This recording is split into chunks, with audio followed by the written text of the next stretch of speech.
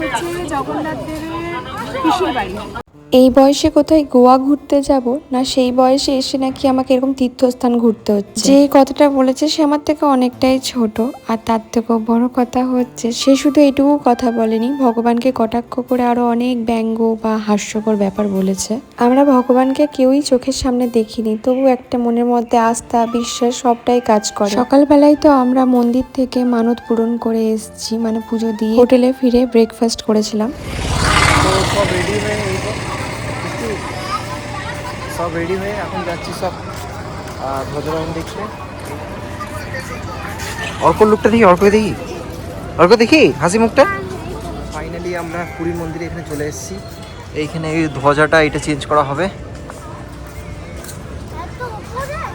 হ্যাঁ, এত উপরে উঠবে, চেঞ্জ করা হবে। ওই দিকটা করে যাই। আজ সময় সামনে গেটটাতে ঢুকেছিলাম, এখন এটা কোন গেট কত বলবো।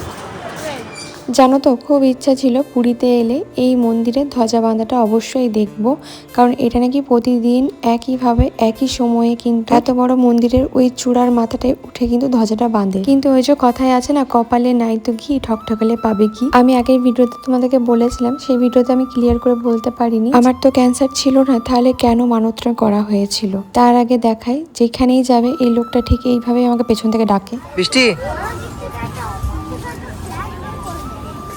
শিলিগুড়ি ডক্টর যখন আমার রোগটাকে ক্যান্সার বলে ধরেই নিয়েছিল, বাবা তখন চেন্নাই গিয়ে যখন আমার একটার পর একটা টেস্ট হয়েই যাচ্ছিল, ডাক্তার একটার পর একটা টেস্ট দিচ্ছিল আর রেজাল্টগুলো আসছিল, তখন বাবা মানত করেছিল যে যদি সব রেজাল্ট ভালো আসে, মানে যে রোগটার কথা ডাক্তার বলছে বারবার করে, সেই রোগটা যদি না হয় তাহলে অবশ্যই বাবা জগন্নাথের কাছে এসে কিন্তু পুজো দিয়ে যাবে, আর আমাকে সাথে করে নিয়ে এসে অবশ্যই দর্শন করিয়ে নিয়ে যাবে। আর চেন্নাই গিয়ে টেস্টের রেজাল্টে ক্যান্সার না এলেও মাথার মধ্যে একটা ব্লাডের থলা পাওয়া যায়, মানে বহু বছর ধরে একটা জায়গায় যখন ব্লাড জমে থাকে তখন সেটা একটা শক্ত মাংসপিণ্ডের মতো আবরণ নিয়ে নেয়। তারপরে অনেক কিছু হয়েছে, সেগুলো ভিডিওতে দেখলেই বুঝতে পারবে। অনেকেই সেই সময় জিনিসগুলোকে নাটক ভেবেছিল, কিন্তু যারা আমার পাশে ছিল তারা ঠাকুরের কাছে ক্রমশ এটাই চেয়ে গেছে যে আমি যাতে সুস্থ হয়ে যাই।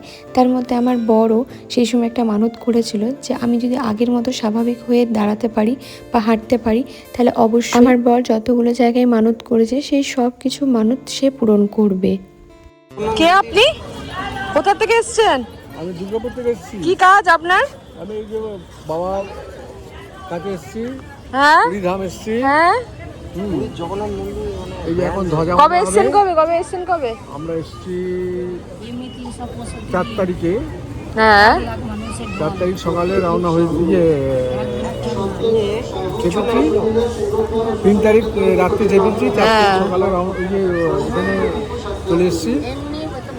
তারপরে একটু ঘোরাঘুরি করেছি, সমুদ্রে একটু ঢেউ খেলাম। খাওয়ার পর তারপরে আজকে 5 তারিখে ভোর 5টার সময় উঠেছি, সমুদ্রের ধারে গেলাম, একটু হাওয়ার ঠান্ডা হাওয়ার কথা বলার টেকনিকটা দেখবে। তারপরে একটু সূর্যটারও করলাম, কিন্তু সূর্য দেব ওঠেননি, সূর্য ওঠেননি। একটু উঠতে উনি লেট করেছেন, কারণ উনি ঘুমিয়ে পড়েছিলেন। রাত্রে অনেক রাত্রে ওনার অ্যালার্ম দিয়েছে, উঠতে পারেনি। ওনার রাত্রেবেলাতে মনে হয় ঘুম হয়নি, ওই জন্য উনি সকালবেলা উঠতে পারেনি। বল। তারপর ওখান থেকে আমরা স্নান টান করে ফ্রেশ হয়ে আমরা এলাম বাবার মন্দিরে। বাবার মন্দিরে এসে একটু করলাম। কি করলে? দর্শন করলাম, পুজো টুজো দিলাম, দর্শন করলাম, করে একটু ভোগ টোগ খেয়ে ওখান থেকে আবার রওনা দিলাম আমাদের ডেরায়। ওখান থেকে আবার নাস্তা ফাস্তা করে উড়িয়াটা একটু বলো। ঢাইকিড়ি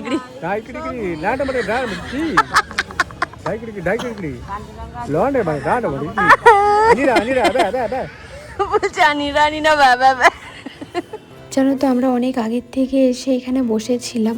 এখন আমাদের বার্গেনিং চলছে মাসির বাড়ি পিসির বাড়ি যাওয়ার জন্য। ওরা 700 করে চাইছে, আমাদের 1100 করে বলা হচ্ছে। এইখানে বার্গেনিংটা মেন। ভেবে এসেছিলাম এক কাজের জন্য, কিন্তু শেষ পর্যন্ত সেটা আর হলো না, মানে অনেকটা টাইম লাগবে, প্রায় 1 ঘন্টার কাছাকাছি বললো এখানে বসতে হবে। ততক্ষণে ওরা সবাই বলছিল যে 1 ঘন্টা যেহেতু হাতে আছে, আশেপাশে সাইট সিনগুলো করে চলে আসবো। এটা হচ্ছে জগন্নাথ দেবের পিসির বাড়ি। তো আমরা এখন এই পিসির বাড়িতে এসেছি। ওখানে কত বড় একটা মাছ ঢুকি মারলো, দেখলি না কেউ?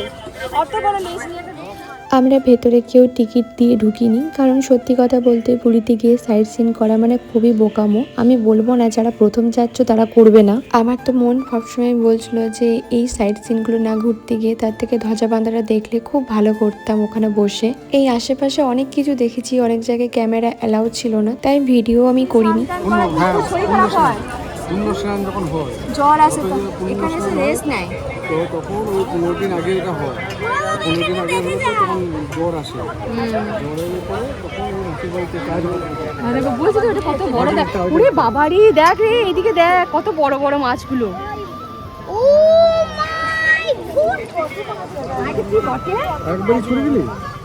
এখানে দেখো আবার মাছের খাবার বিক্রি করছিল, সেখান থেকে বাবা আমাকে একটা ডেলা দিল, আমি আবার কী করছি পুরোটাই দিয়ে দিয়েছি। আর একটা মাছ এসে, বড় মাছ এসে টপাক করে সেটা খেয়ে নিল। তো এখানে শুধুমাত্র এইটুকুই দেখেছি, আর কিচ্ছু ছিল না এখানে দেখার মতো। হ্যাঁ মাসিমা, মাসি বাবা কোথায় গেলে?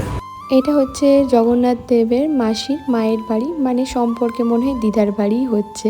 আমি আবার সম্পর্কের বিশ্লেষণ বেশি পারি না, তাই তোমাদেরকে এত বলতেও পারবো না। এখানে অনেক জায়গাতেই দেখলাম, বলতে নেই ঠাকুরের জায়গায় গিয়ে দেখো সব জায়গাতেই ব্যবসা হয়ে গেছে, তাই আর এই ব্যাপারগুলো নিয়ে কথা বলতে চাই না। সবাই যাবে নিজস্ব বুঝে এইগুলো জায়গাগুলোতে গিয়ে খরচা করবে, কারণ এখানে সামান্য পুজো দিতে গেলেই কিন্তু একটা মোটা অঙ্কের দক্ষিণা তোমাদেরকে দিতে হবে। পুজো আমরা সাধারণত নিজস্ব সামর্থ্য অনুযায়ী দিই, কিন্তু সেটা ভগবান বুঝবে, মানুষে কি ধরাই বুঝবে বলো? তোমরা কালকে ভিডিওটাতে অনেকেই আমাকে জিজ্ঞেস করেছিলে যে দিদি তুমি কি পুরোপুরি সুস্থ হয়ে গেছো? তাহলে বলবো না, আমি এখনো পুরোপুরি সুস্থ হইনি, কিন্তু ঠাকুরের কৃপায় অনেকটা আগের থেকে ভালো আছি। আর এখানে দেখো দুটো পাখি বসে আছে, এটা কিন্তু সাধারণ পাখি না, এগুলো হচ্ছে বাজ পাখি। আর এগুলো কিন্তু দেখে যতটা ছোট মনে হচ্ছে ততটাও ছোট না, এগুলো হচ্ছে তোমার ছানা, যদিও বা দাদা না খুব সামনে গিয়ে দেখছিল, আর বাড়িতে সবাই বারণ করছিল যে যাস না সামনে। আর এই মন্দিরে দেখো যে গোপালটা রয়েছে, এটা হচ্ছে সোনার গোপাল। জানো তো আমি পুরীতে এসে অনেক গোপাল দর্শন করেছি, অনেকেই দেখেছি বাড়ির গোপালকে সমুদ্র স্নান করাতে নিয়ে এসছে, কিন্তু আমার বাড়িতেও গোপাল আছে, তাকে আমি না বাসে ট্রেনে ওইভাবে কখনোই নিয়ে যাইনি, তাই সাহস হয়নি আমার। এরপর যত জায়গা গেছি ততবারে এইরকম দেখো হাতে একটা করে সুতো বেঁধে দিচ্ছে আর টাকা নিয়ে নিচ্ছে। জানো তো ওই সব সাইড সিনগুলো দেখতে দেখতে আমাদের আসল ধ্বজা বাঁধাটাই আর দেখা হয়নি। আমার জানো তো খুব মনটা খারাপ লাগছিল। আর আমাদের সেই হোটেলে ভাত খেয়েছি, তারপর থেকে আর কিচ্ছু খাওয়া হয়নি, পেটে যেন চুচু দৌড়াচ্ছিল। আর আমার দাদা যেখানেই যাক না কেন মিয়া মোড় দেখলে ঢুকবেই ঢুকবে, কি যে ভালো লাগে মিয়া মোড়ের খাবার। আমার না এই ঘরে ঢোকে না সত্যি বলতে, তাও আমাদের দুর্গাপুরের যে মিয়া মোড়টা আছে ওখানে তাও খাবার দাবার মোটামুটি ভালো, বাট এখান থেকে আমরা চিজ চিকেন রোল নিয়েছিলাম, একটু ভালো খেতে ছিল না। এমনকি দুটো কেক নেওয়া হয়েছিল, সেই কেকটাও ভালো ছিল না, অতটা টেস্ট। এবার আমাকে অনেকে বলবে বৃষ্টি তোমার কি হোটেল খাবার দাবার কিচ্ছু ভালো লাগছে না? সত্যি বলছি গো, পুরীতে এসে আমি সত্যি খাবার দাবার পাচ্ছি না ঠিক করে, কেন জানি না, আমার এখানকার কোনো খাবারই খেতে পাচ্ছি না, আমার কোনো খাবারই ভালো লাগছে না। ঠিক আছে হ্যাপি, আর কি খাবি? আমুদি মাছ খাবি? আমুদি পমপ্লেট। হ্যাঁ আজকে আবার মার্কেট খুলেছে।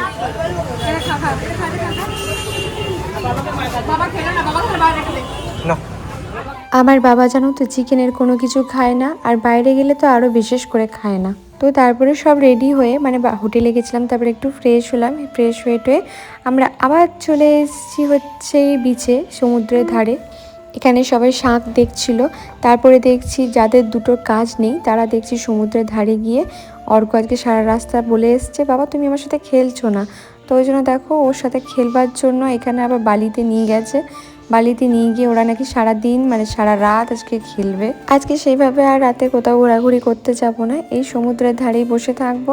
এখন একটু চা অর্ডার দেওয়া হয়েছে, চাটা খেয়ে তারপরে আমুদি মাছ কাঁকড়া যেটা পাবো এখান থেকে নিয়ে আসবো। তবে সেই ফ্রেশ মাছটা তো পাবো না, দেখবো চেষ্টা করবো ফ্রেশ যতটা পাওয়া যায়। এখানে সেই লাইট দেওয়া বেলুনগুলো হয়, নিজের জন্য মানে বৌমনি নিজের জন্য একটা কিনেছে, আবার অর্কর জন্য একটা কিনেছে। কি জলে ছিটকা আসছে, দেখো ধোঁয়া।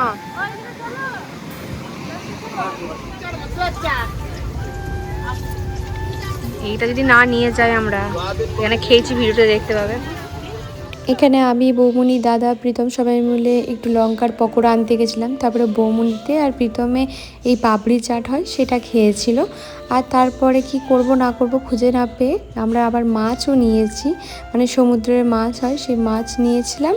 আর দু রকমের মাছ নিয়েছিলাম, একটা হচ্ছে চিংড়ি মাছ আর একটা হচ্ছে তোমার কাঁকড়া নিয়েছিলাম। কাঁকড়া মাছের মধ্যে পড়ে না, সরি, আমি তাও বলে দিচ্ছি, ভুলে গেছে। আমি ভেবেই রেখেছিলাম আজকে সন্ধ্যের সময় মাছ নিয়ে এরকম বিচেতে বসে খাওয়া দাওয়া করব আরাম করে ঠান্ডা হাওয়া খেতে খেতে।